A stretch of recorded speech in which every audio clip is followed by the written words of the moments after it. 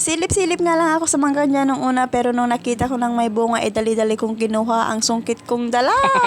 Ay, sus na. Tignan niyo naman ang aking panungkit, talagang pangmalakasan, na talagang ginawa ko pa yan para sa manggang yan. Libre lang naman ang pagkuha dyan, pero syempre, wag ka lang papahuli sa may-ari. Talagang expert lang, nakakaalam.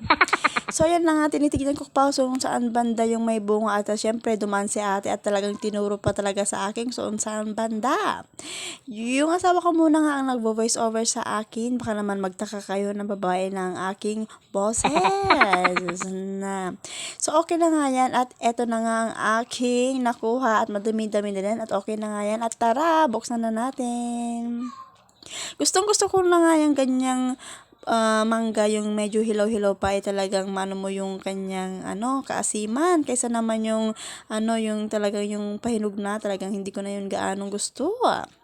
So, yun na nga siya. At syempre, papartner natin ng asin at saka yung sili.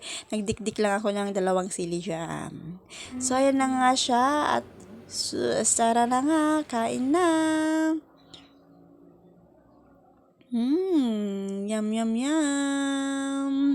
Ako'y naglalaway.